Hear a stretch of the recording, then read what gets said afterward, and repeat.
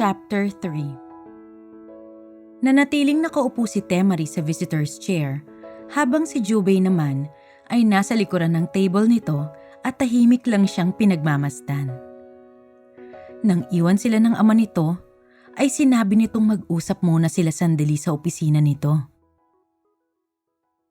Sandali pala ha? Muli niyang sinulyapan ng wall clock na nakasabit sa dingding sa bandang likuran nito. Ano? Magtititigan na lang ba tayo rito? Aba, kung ganon, bayaran mo ang oras ko dahil marami pa akong dapat ay ginagawa ngayon na pinagkakakitaan ko. Wala ka na ba talagang ibang inisip kundi pera? Alangan namang problema ng mundong isipin ko. Hindi naman ako nun mabibigyan ng kaginhawaan sa buhay. Sasakit pang ulo ko.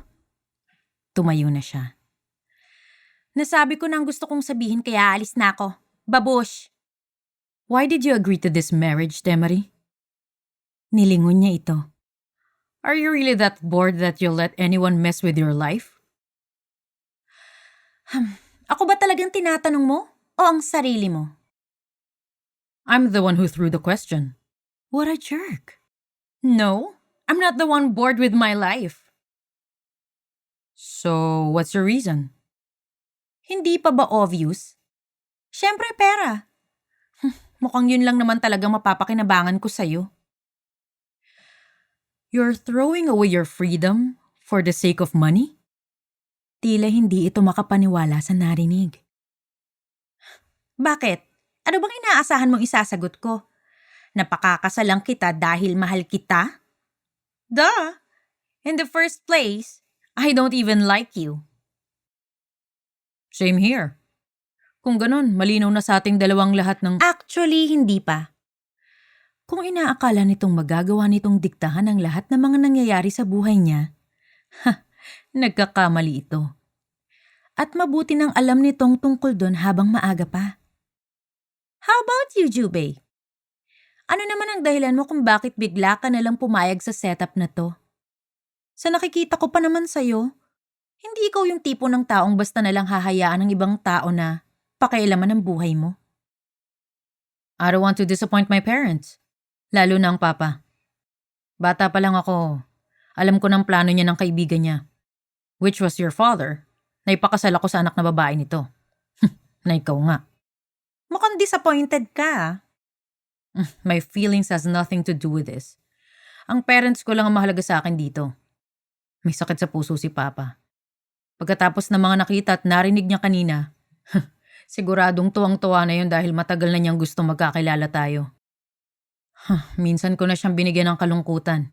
And it almost cost him his life. Ayoko na uling mangyari yun dahil apektado ang mama ko. Now, 6 months was already a long time for us to be spending time together. I'm sure, hindi na magtataka pa ang mga magulang natin pareho kapag nalaman nila na hindi nag-work out ang pagsasama natin bilang mag-asawa. So, maghihiwalay tayo pagkatapos ng 6 na buwan. Irreconcilable differences. Tatanggapin yun ng korte with your attitude. And your attitude. Dugtong niya. With your attitude. Pagdidiin ito. Talagang ayaw patalo. Matatanggap na nila na pinilit nating magkakilala at pakisamahan ng isa't isa. Ngunit, hindi pa rin nagkakasundo. In 6 months, pareho nating makukuha uli ang kalayaan natin. Parang dehado yata siya sa plano na yun ah. Heto naman ang plano ko. Papayag ako sa lahat ng yan. Pero, gusto ko rin naman ng may mapapakinabangan ako out of this marriage. Sounds fair enough? Kahit paano, natigatig siya sa sinabi nito. Wala ni katiting na bakas ng pagkabahala sa gwapo nitong muka. Hindi ito nag-aalalang limasin niya ang lahat ng kayamanan nito. He was that financially stable? This is getting better and better. So, that's it, huh? Anito. Walang pakialamanan. Dahil hindi porke nagpakasal tayo, may karapatan ka ng pakialaman ng buhay ko. Leave me alone, and I'll do the same to you. Sinasabi ko lang to para malinaw ang lahat sa atin. Ayoko na may tinatago pa tayo sa isa't isa pagkatapos magsusumbatan sa huli. Ayoko ng gulo. Walang pakialamanan, ha? Sige, deal! Tinanggap nito ang nakalahad niyang kamay. At ewan niya kung anong nangyari. Subalit na magkadaiti ang kanilang mga kamay, ay may tila munting pangyayaring pareho nilang hindi inaasahan. Sabay pa nga silang napatingin sa kanilang mga kamay. It was like there was a faint spark that lit when their hands touched. Nagkatinginan sila sa isa't isa. Parehong nagtatanong kung anong nangyaring yun. Ngunit nang wala sila parehong maisagot, ay walang imik na lang silang naghiwalay. Siya nga pala, gusto kong ipaubaya mo sa akin ng Baltimore's Place. Aniya. Yun ang una kong gustong i-claim. Bakit gustong gusto mong makuha yun? What are you going to do with that place? Well, that's none of your business. It is. Since my company would expand and that building spot was perfect for me to start my expansion. Nagpamaywang siya at hinarap ito. Akala ko ba walang pakialamanan? Business was another matter. Ang sarap talagang tadyakan sa mukha ng lalaking to. Ang napagkasunduan nilang plano, ito lang palang makikinabang. Hindi siya papayag na maisahan. Kung ganon, good luck na lang sa'yo at sa pamilya mo. Sa media na nga palang diretso ko. Magpapakonference ako tungkol sa relasyon niyo ni Romina at ang pagtanggi niya sa alok mong kasal. She headed for the door when she noticed that criminal look in his eyes. Inihanda na rin niya ang kanyang mga kuko. Huwag lang itong magkakamaling kantiin siya at talagang pipingasan niyang kagwapuhan nito. Nakakapanghinayang ang mukha nito pero wala siyang magagawa. Her mother brought her up to be a fighter when she was still alive, and her father and brother's insensitivities hardened that resolve. Ngunit hindi pa man siya nakakatapak palabas ng silid na yun, ay nahawakan na siya nito sa braso. At sa ikalawang pagkakataon, naramdaman na naman niya ang munting kilabot na yun. Naramdaman din yun ng lalaki dahil agad nitong binawi ang kamay sa kanya.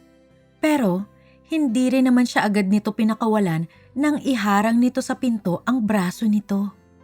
My personal life has nothing to do with us and our situation, Miss Temari Icasiano. Kaya kung ayaw mong magulong sarili mong buhay, huwag mong pakikialaman ng mga bagay na wala kang kinalaman. I'll say this again, and I'll say it for the last time. Huwag mong pakikialaman ng mga private affairs ko, or else what?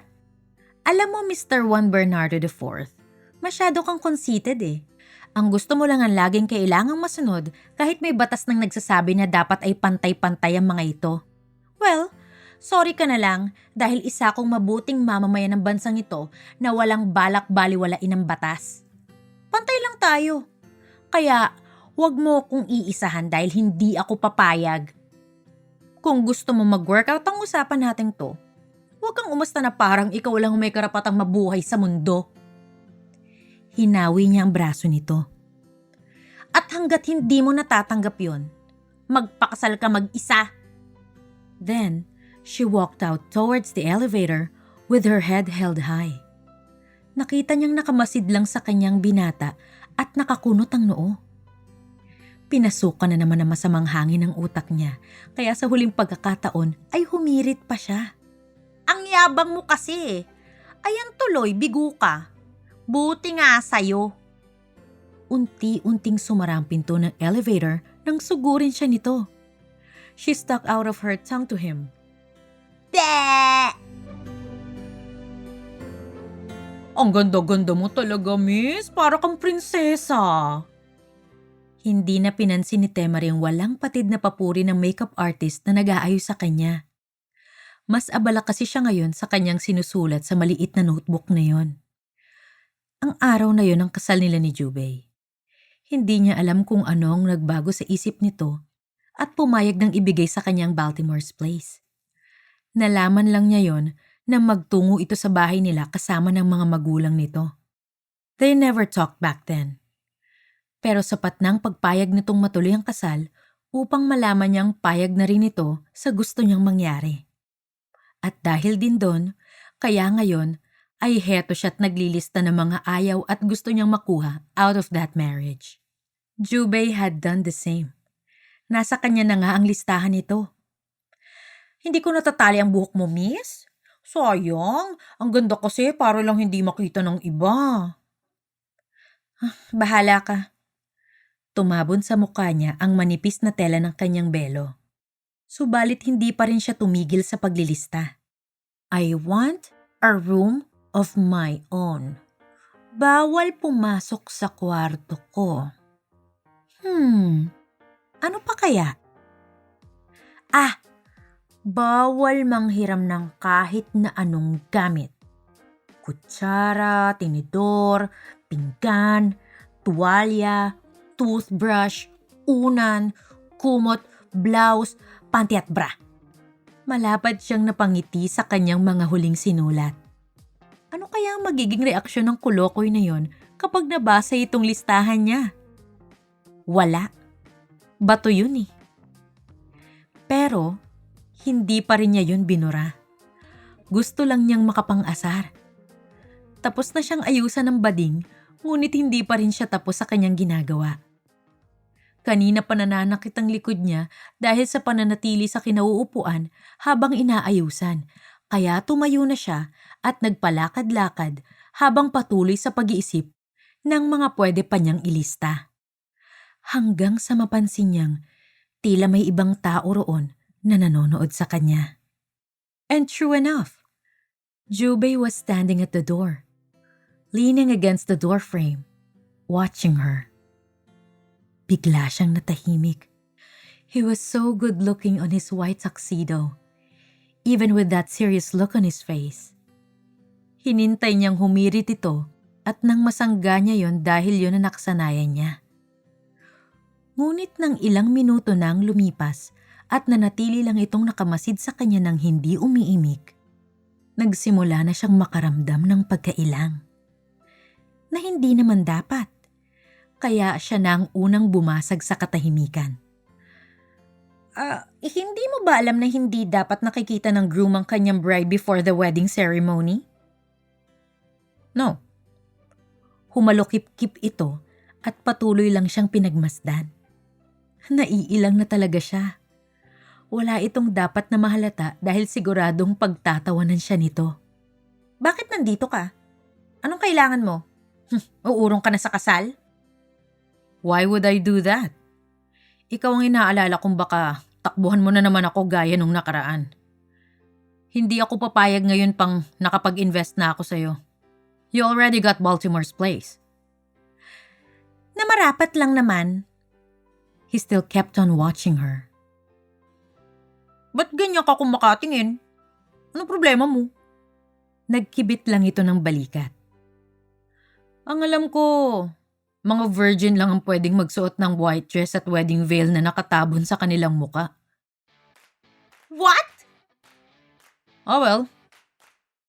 Naglakad na ito patungo sa pinanggalingan nito. I'll see you at the altar. Nagtatagis na ang kanyang mga bagang. Anong karapatan ng lalaking ito na i-assume na hindi na siya virgin? Itinaas niya ang laylayan ng kanyang gown at hinubad ang sapatos. Pagkatapos, ay malakas niya itong ibinato rito. Tumama yun sa likuran nito. Dahan-dahan siya nitong binalingan. Halata ang iritasyon sa mukha nito. Pero, hindi ito nagtaas ng boses. This is your wedding day. Kaya, hindi ko papatulan ng kalokohan mong to. Hahayaan na lang muna kitang mangarap kahit sandali lang. Hoy, for your information, virgin pa ako, no? At baka ako nga lang ang nag-iisang babae sa mundo na birheng maihaharap mo sa altar, kaya imbis na insultuhin mo ko, dapat nga magpasalamat ka pa. She walked towards the door and slammed it shut. Ang gagong yun! Pumasok na sa isip niya ang tumakas at hayaang harapin ng Herodes na lalaking yon ang lahat ng kahihiyan sa mundo. Ngunit agad ding nagbago ang isip niya nang maalalang kanyang pamilya. Siguradong may panibagong masterpiece na naman ang mga ito na maipangsesermon sa kanya. Isa pa, May sakit sa puso ang ama ni Jubei. Rebelde lang siya, hindi kriminal. Ayaw niyang may ibang taong mabibingit ang buhay nang dahil sa kanya. Kung ganon, Juan Bernardo IV, magdudusa ka. Pangako niya sa hawak na listahang notebook. Sisiguruhin kong gagapang kasalusak. Eksperto siya sa pamamahagi ng sakit ng ulo, kaya nga napundi na sa kanya ang pamilya niya. Ngayong wala na siyang magiging problema sa pera, libreng-libre na siyang tambakan ng sakit ng ulo ang lalaking yon. Ma'am, handa na hong sasakyan. Ang driver nila yon. Nauna nang umalis yung groom kaya kailangan na rin nating umalis. Sige. Hahanapin ko lang yung sapatos ko. You look lovely, Iha. Tinanguhan lang ni Temari ang ama habang naglalakad sila papasok ng simbahan. Mas abala kasi siya sa paglalakad ng maayos. Linti kasing sapatos yun. Hindi niya makita. Wala pa naman siyang makitang maipapalit dahil sa hotel siya nag-ayos. Kaya ngayon, heto siya at pilit na binibigyan ng remedyo ang iika-ika niyang paglalakad. I shouldn't have put on the damn shoes altogether. Siguradong masayang mama mo kung sakaling nakikita ka niya ngayon, Temari. Darn it! Nakakahiya sa mga tao ron. Pati na rin sa mga taga-media na nakatutok ang mga kamera sa kanya. Bakit naman kasi nag-imbita pa ng mga reporter sa kasalang yun? Napapansin na rin niyang nagbubulungan na ang mga tao. Sana'y maintindihan mo ang naging desisyon namin ito ng mga kuya mo, Iha. This is for your own good. Napabuntong hininga na lang siya. Wala nang pag-asa pang tumino ang kasalang yun. Ay nako, bahala na nga. Pero masakit na talaga ang paa niya kaya hinubad na niyang nag-iisang sapatos at iniwan yun. Doon mas lalong lumakas ang bulong-bulungan. Ay, naiwan yung sapatos. Nako, malas daw yan para sa mga ikakasal. Kunin niyo dali! Ipasuot niyo uli sa bride! Great. Now what? Babalikan na niya ang kanyang sapatos para matapos na ang kaguluhang yon nang mapansin na naman niyang napabaling ang atensyon ng mga tao sa altar. Nang tingnan niya ang dahilan nun, nakita niyang naglalakad na patungo sa kanya si Jubei. He was walking like some royal prince as flashes of cameras were everywhere. Nilagpasan siya nito upang damputin ang naiwan niyang sapatos. Nang lumuhod dito sa harapan niya, ay automatic niyang iniangat ang laylayan ng kanyang gown. Nagulat pa nga siya dahil magkapaan na ang kanyang mga sapatos. Itinago ba nito ang kapaan ng sapatos niya nang ibato niya yon dito kanina? Ang sweet! Parang sa fairy tale na mga nababasa ko. Ay, nakakatuwa naman! Jubei looked up to her and smiled.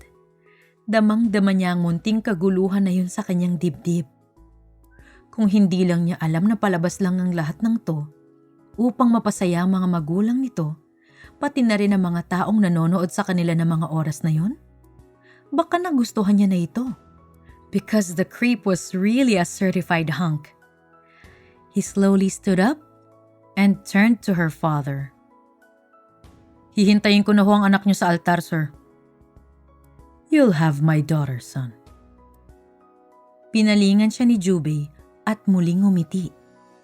Ang kumag. Talagang dinibdib ang pagiging artista. I'll see you there.